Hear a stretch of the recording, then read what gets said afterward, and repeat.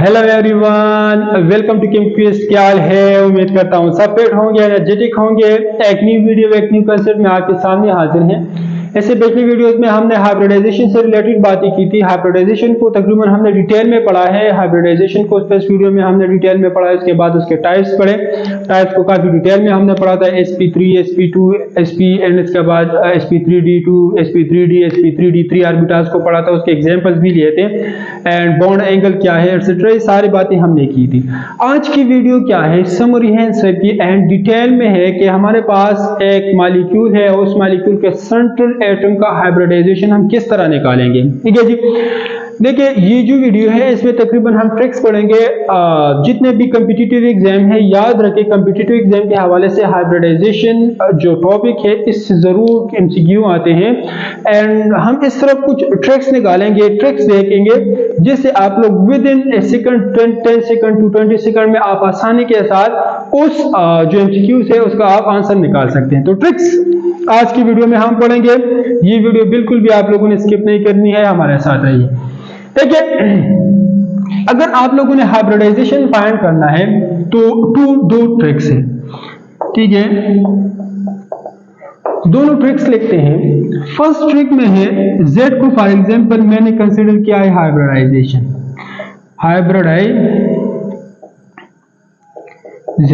Clear?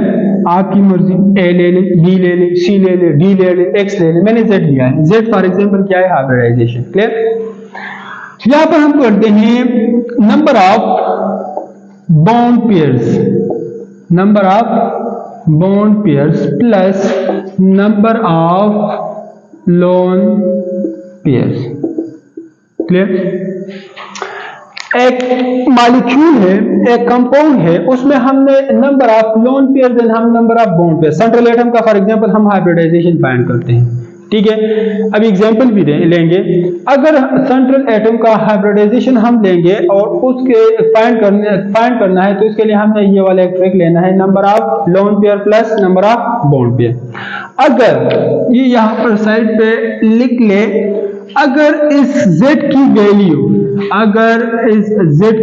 आ जाती है 4, 3, 2, चलो 2 से स्टार्ट करते हैं, 2, 3, 4 इसी तरह सेंडिंग ऑर्डर में जाते हैं, 2, 3, 4, 5, 6।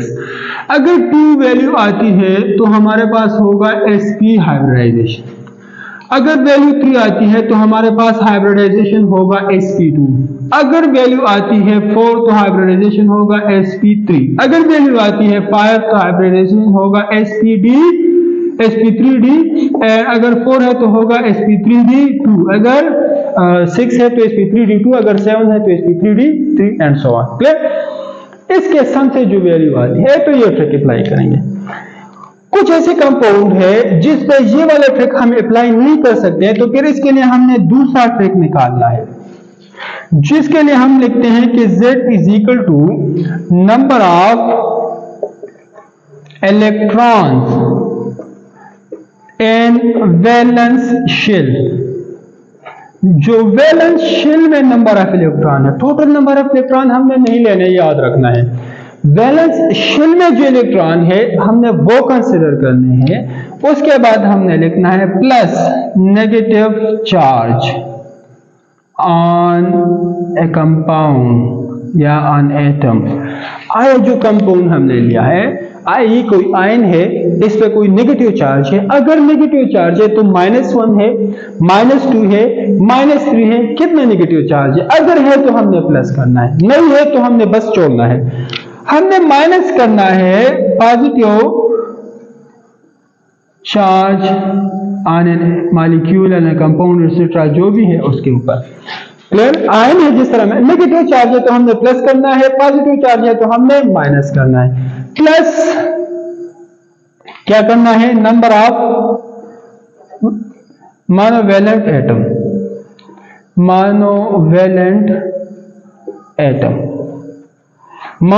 एटम से मुराद क्या है? हाइड्रोजन है, जिसकी वैलेंसी क्या है? 1। हाइड्रोजन की वैलेंसी क्या है? 1। फ्लोरीन है, क्लोरीन है, ब्रोमीन है, आयोडीन है, ये 5 क्या है, ये मोनोवैलेंट एटम्स हैं। क्लियर? अगर ये मौजूद है तो कितने मौजूद है, अगर 1 है तो +1, अगर 2 है तो +2, अगर 3 है तो +3, सब हमने यहाँ पर लिखने हैं।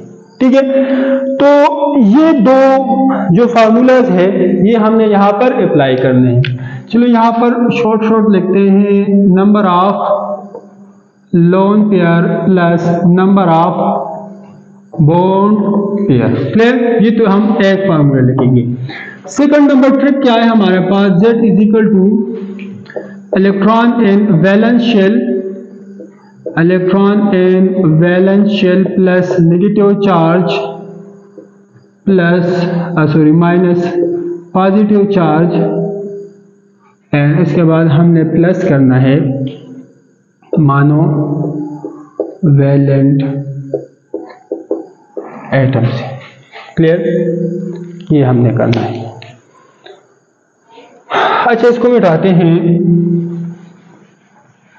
एग्जाम्पल्स लेते हैं।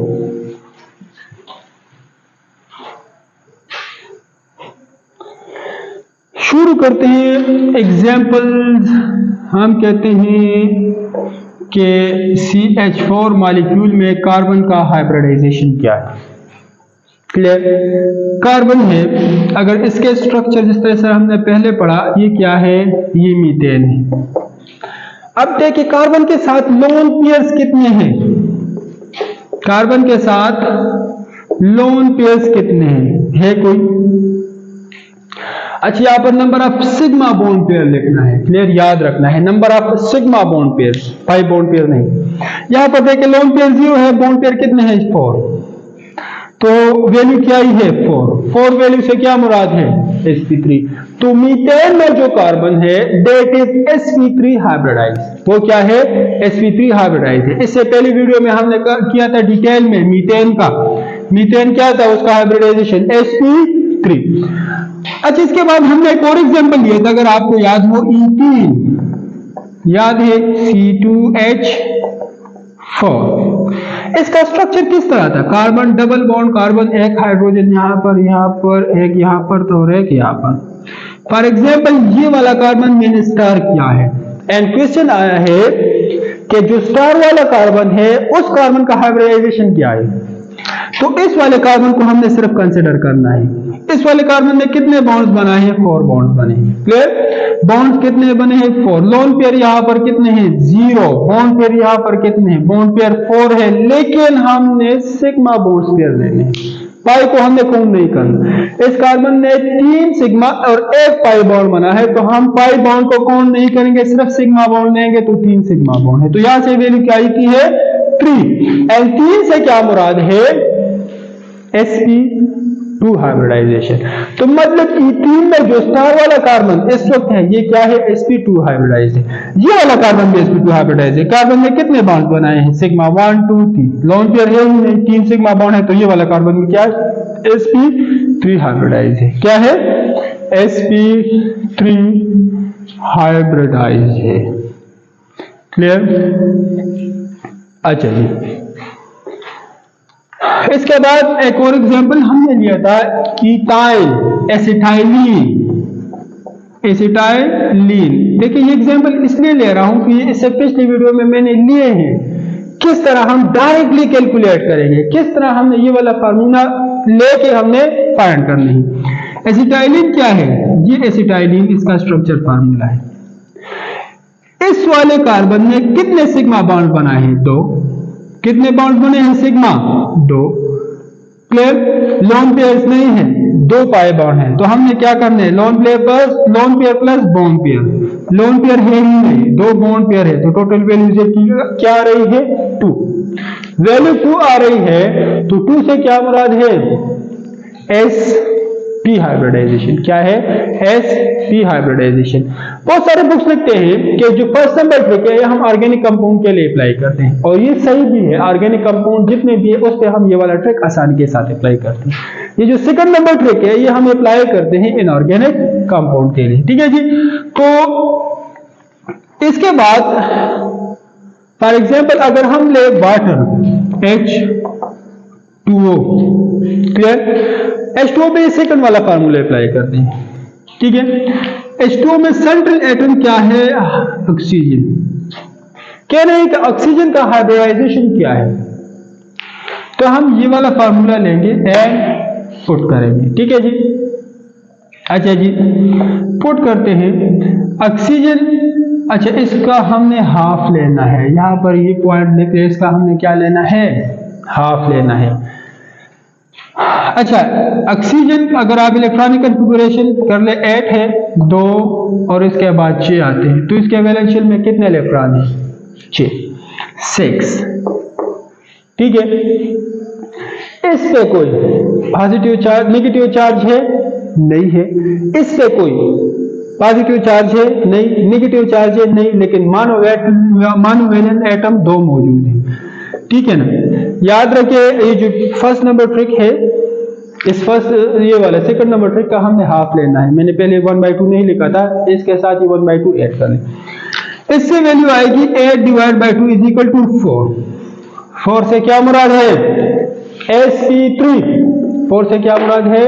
sp3। तो वाटर में जो ऑक्सीजन है उसका क्या है? sp3। इसके अलावा अगर फर्स्ट वन आप अप्लाई करते हैं तो फर्स्ट वन आप भी अप्लाई कर सकते हैं। ऑक्सीजन के साथ 2 लोन पेयर है, 2 बॉन्ड पेयर है।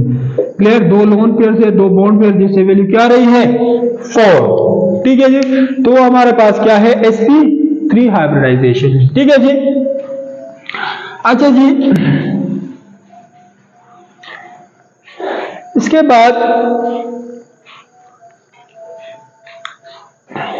बाद देख ले, एक और एग्जांपल लेते हैं। कौन सा एग्जांपल ले?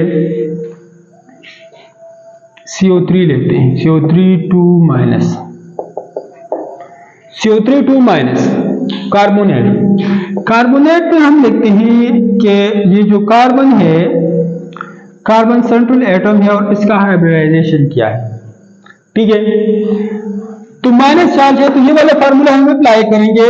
कार्बन का इलेक्ट्रॉनिक कन्फिगरेशन देखिए 6 है, तो फर्स्ट शेल में 2 इलेक्ट्रॉन आते हैं, तो सेकंड में कितने आएंगे? 4। वैलेंस इलेक्ट्रॉन में 4, वैलेंस शेल में 4 इलेक्ट्रॉन हैं। ठीक है। नेगेटिव चार्ज है, हाँ 2 माइनस है, तो हमने 2 प्लस करना है। पॉजिटिव चार्ज है? नहीं है। मोनोवैलेंट इलेक्ट्रॉन है? नहीं है। नहीं है, पर 2 पे डिवाइड कर ले। 4 + 2 6/2 3। तो वैल्यू क्या आ रही है? 3। क्या वैल्यू आ रही है? 3 से मुराद sp2 है। तो कार्बोनेट आयन में कार्बन का हाइब्रिडाइजेशन क्या है? sp2 है। अगर एक और एग्जांपल लेते हैं, बाइकार्बोनेट HCO3-, इसमें कार्बन का क्या हाइब्रिडाइजेशन है? तो किस तरह फाइंड करेंगे? कार्बन के वैलेंस शेल में कितने इलेक्ट्रॉन है? 4। माइनस चार्ज है? 1 है, प्लस कर ले। पॉजिटिव चार्ज है? नहीं है, छोड़ ले। मोनोवैलेंट है? एक मोनोवैलेंट भी मौजूद है।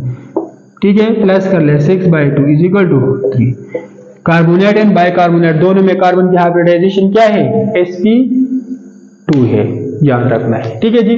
तो ये 2 ट्रिक है जो कि हम किसी भी मॉलिक्यूल्स पे अप्लाई करते हैं एंड वहां से हम आसानी के साथ उसकी ज्योमेट्री, शेप, हाइब्रिडाइजेशन फाइंड कर सकते हैं। ठीक है जी।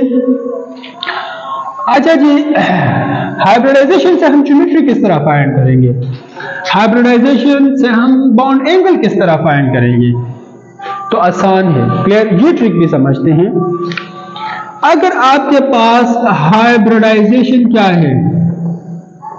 अगर आपके पास हाइब्रिडाइजेशन है sp2 है, sp3 है, sp3d है, sp3t2 है। क्लियर। अगर हाइब्रिडाइजेशन sp है तो याद रखिए ज्योमेट्री हमारे पास हमेशा क्या होगी? लीनियर।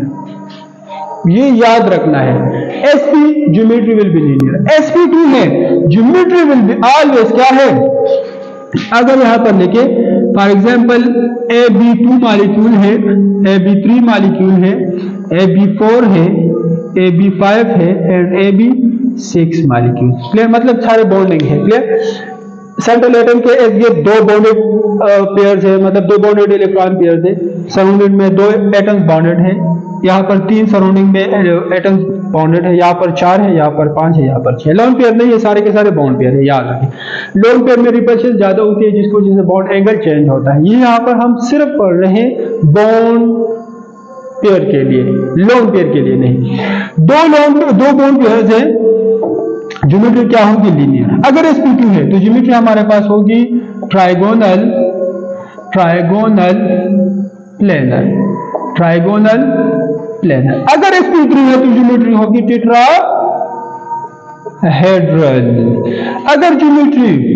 अगर हाइब्रिडाइजेशन क्या है? sp3d है तो हमारे पास होगी ट्राइगोनल